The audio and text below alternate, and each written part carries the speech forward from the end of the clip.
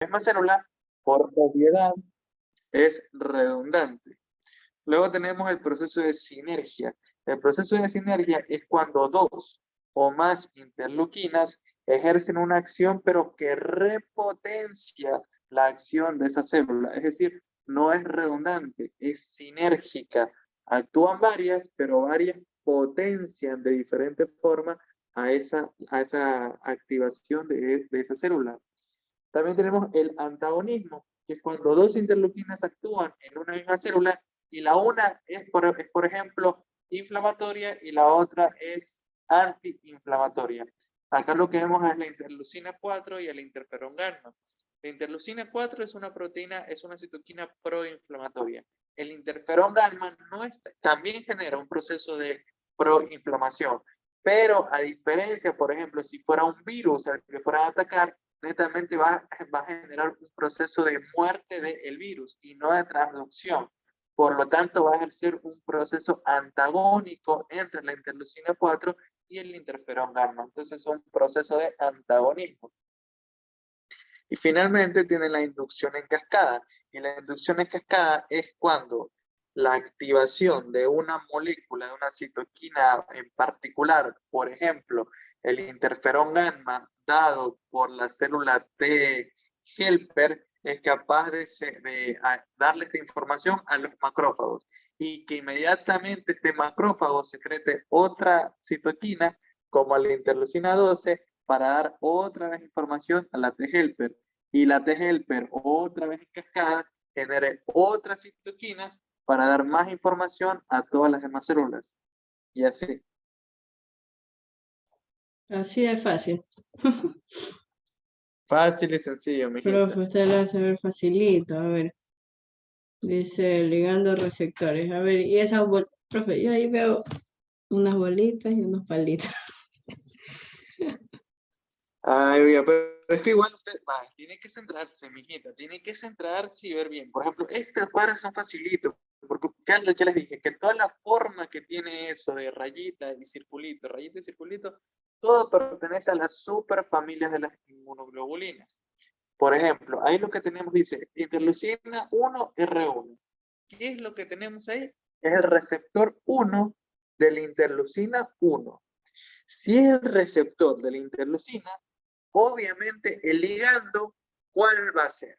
La interleucina 1, es demasiado obvio. Entonces, cuando la interleucina 1 se le pegue al receptor de la interleucina 1, inmediatamente va a ejercer una acción hacia abajo, siempre desde la parte distal hacia la parte inicial. En la parte inicial, en su dominio intracitoplasmático, todas estas proteínas tienen dominios TIR, que son dominios de activación de fosforilación, que van a dar una señal interna para que en el citoplasma se traduzca la señal que vaya al núcleo y en el núcleo, mediante los otros factores de transcripción, poder formar más citoquinas. Y ligando y receptores inhibitores, como les dije, hay la diferencia es que hay receptores que son activadores y receptores inhibidores. Pero aquí no nos dice más y ese es el dibujito, esa es la importancia del dibujito. Profe, se ve muchas cosas en esos dibujos. Este de aquí no lo explicamos, ¿o sí? Eso es un genoma, eso no hay una explicación. Sí, eso parece confeti. Ese cuadro también lo voy a poner. Todos los cuadros tienen que poner, no hay ni un cuadro que no deba poner, todos los cuadros tienen que poner. ¿Y ese se debe explicar a sí mismo como el primero o cómo? El primer cuadro, ¿se acuerda que el de acá? Lo que pasa es que sí, no, pero es que Allá. este cuadro ya, o sea, ya cuando es una clasificación es la importancia. Este cuadro no es una clasificación, este cuadro es la probabilidad de las citoquinas que pueden caer según cada subunidad del receptor. Te habla netamente sobre los receptores gamma, sobre los receptores beta y sobre los receptores GP130, que son proteínas que se obtienen principalmente en el linfocito y que estas subunidades del receptor están dadas netamente para reconocer a estas citocinas que están allí. Netamente está la interleucina 2, 4, 7, 9, 15, 22. Es algo que igual puedo decirlo, es un cuadrito que nunca he tomado y creo que nunca voy a tomar. Pero apenas Entonces, dígalo. pero bueno, lo puedo dar. O sea, el problema no es darlo, sino que si no los toma, no. Bueno, esto de aquí es texto, espérese. Aquí otra vez vamos con las bolitas de colores. Esta de aquí. Ya, eso es importantísimo porque netamente te va a hablar sobre el PD, que es la función de muerte. Entonces, la función de muerte o el proceso apoptótico como tal, principalmente, o supervivencia, está dado por los receptores del factor de necrosis tumoral. Estos factores de necrosis tumoral tienen a su receptor. Usted ve que el factor de necrosis tumoral es el verdecito y el receptor del factor de necrosis tumoral son los rojitos con los negritos. Entonces, estos tienen que, para poder reconocer al TNF y no causar un proceso de muerte, tiene que haber la unión de ligandos de los receptores. Es decir, tiene que haber una trimerización. Cuando se forma una trimerización, es decir, se unen los tres monómeros que estaban como receptores del TNF, al unirse pueden dar como lugar la activación del receptor que conduce a la activación del factor nuclear kappa B. Y el factor nuclear kappa B, en vez de causar muerte, mejora la supervivencia celular y genera eventos de supervivencia para todas las demás células. Mientras que si el receptor de TNF no se trimeriza y solamente recibe la información así nomás de uno en uno, lo que va a causar con esa información es factor de muerte.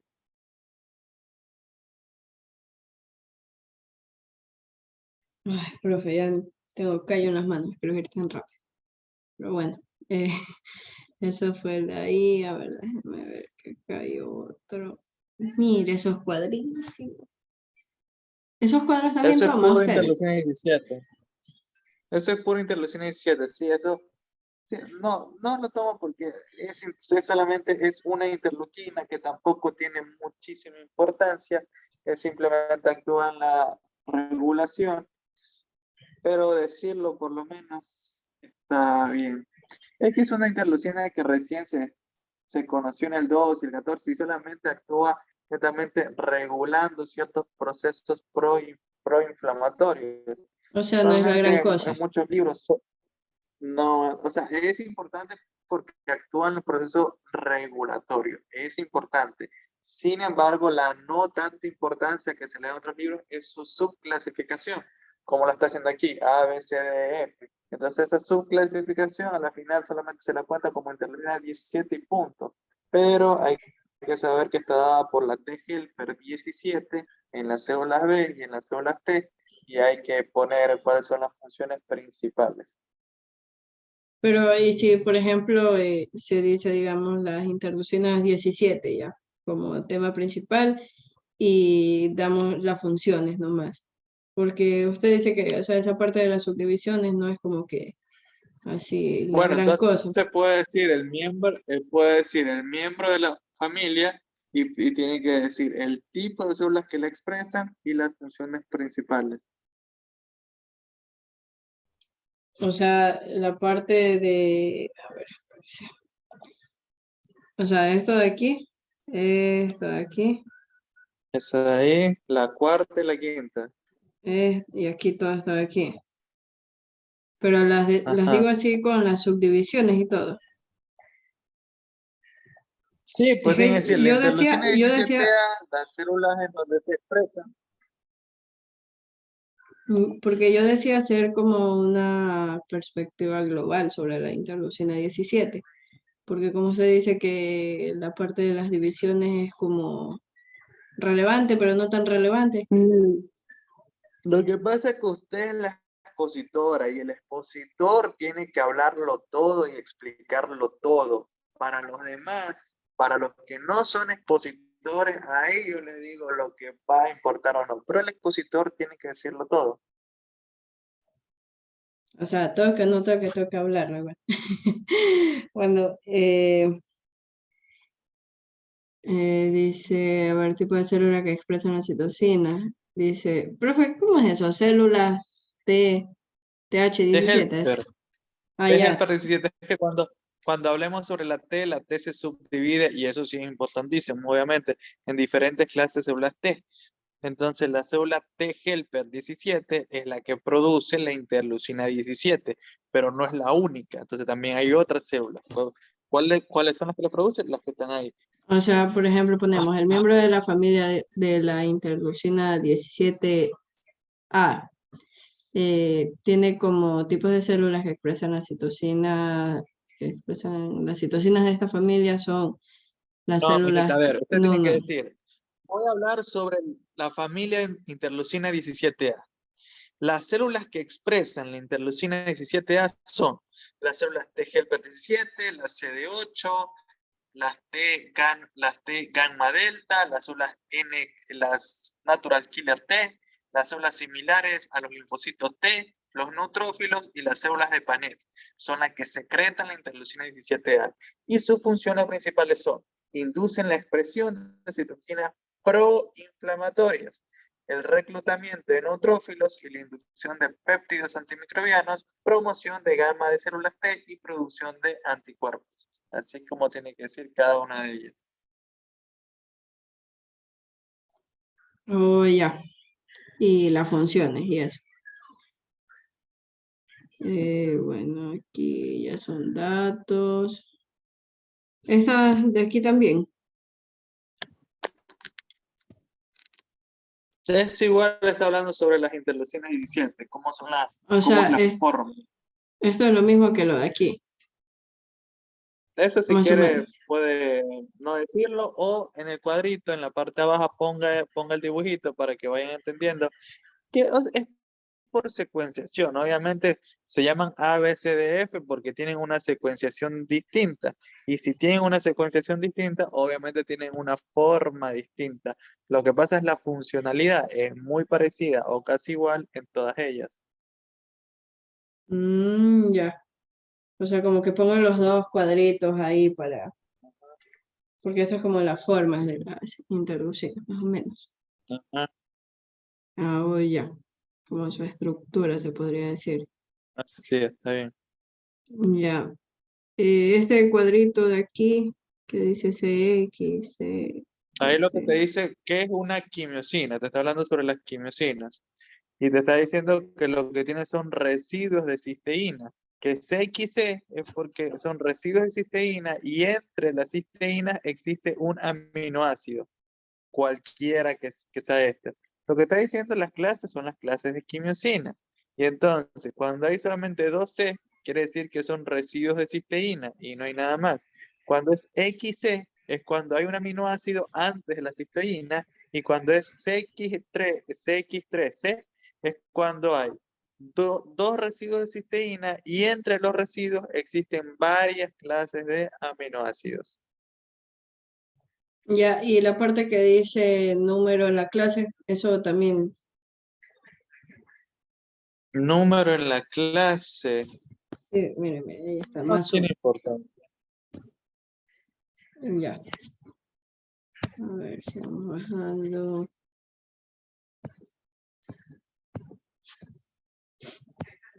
Mira este dibujo aquí, que bestia esta gente. Y ya comienza lo complicado. A eso sí, ya es más complicado. Pero tiene que saberlo bien, porque es netamente, es la señalización. Mm, Para eso sí, si no ha leído, es por gusto que lo explique, porque no va a entender nada. Pero, pero explícamelo, profe, Porque para. esto es punto a punto que tiene que explicar. ¿Qué pasa cuando el Pero, ligando se une al receptor? por eso, usted me lo puede explicar y yo después leo muy detenidamente, línea por línea, y voy escuchando lo que usted dijo y ahí ya complemento esa información, ¿me entiendes? Para poderla explicar. No sé si me va a entender, pero algo así es. Lo que tenemos acá es la transducción. Cómo se pasa la información desde el que el ligando entabla una unión con el receptor.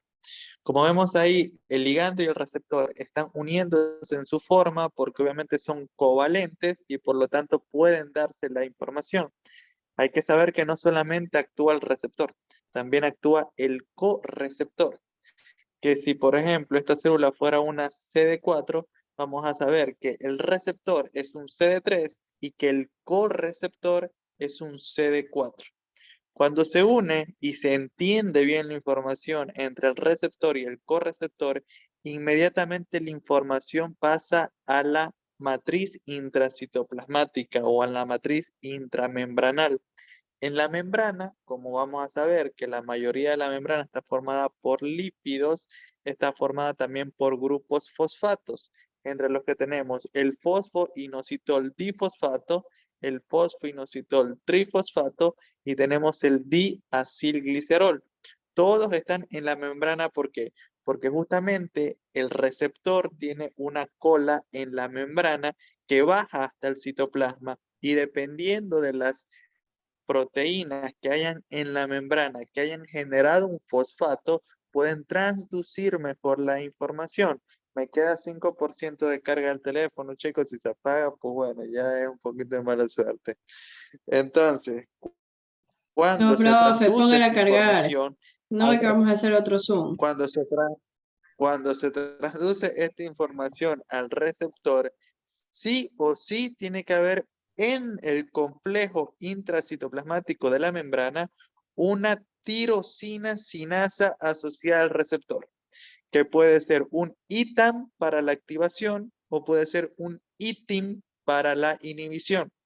Si es un ITAM para la activación, ese se va a acoplar con los fosfoinositoles para luego transducir la información al citoplasma. ¿A qué proteína es la que primeramente le da la información? A una proteína adaptadora, a cualquiera de las proteínas adaptadoras. Las proteínas adaptadoras, como vamos a tener ahí, la GRB y la SOS, son proteínas que tienen la capacidad de fosforilar. ¿Y a quién van a fosforilar principalmente? A la proteína C-gamma que tenemos allí, puede ser fosforilada. Si esta proteína es debidamente fosforilada también mediante el fosfoinositol trifosfato, lo que va a causar en el citoplasma es la liberación abundante de calcio del retículo endoplasmático. Y lo que va a hacer esto es que la calmodulina y la calcineurina de la activación se van a desfosforilar. Y van a activar la acción de la desfosforilación para que el factor nuclear AT, netamente los linfocitos T, se desfosforile. Cuando NFAT se desfosforila gracias al proceso de desfosforilación de la calmodulina y calcineurina, recién allí tiene chance de poder entrar en el núcleo. Y una vez que está NFAT en el núcleo, puede ejercer un proceso de transcripción para la segregación de las siguientes interleuquinas. Esto netamente es por el proceso de desfosforilación que hizo los fosfoinositoles y el diacilglicerol en la membrana para la liberación de calcio al retículo endoplasmático. Otros procesos de señalización vamos a tener con la proteinquinasa C o tenemos la proteína RAS. Primero vamos con la proteína RAS. Cuando la proteína adaptadora es fosforilada, inmediatamente puede activar a la proteína SOS. Proteína SOS significa ayuda para una activación. ¿Y quién le va a activar, quién va a ayudar a la proteína SOS? Siempre la va a ayudar la proteína RAS. Proteína RAS es una proteína de activación del MAP. ¿Qué es el MAP? Es una proteína activadora de mitógenos. Entonces,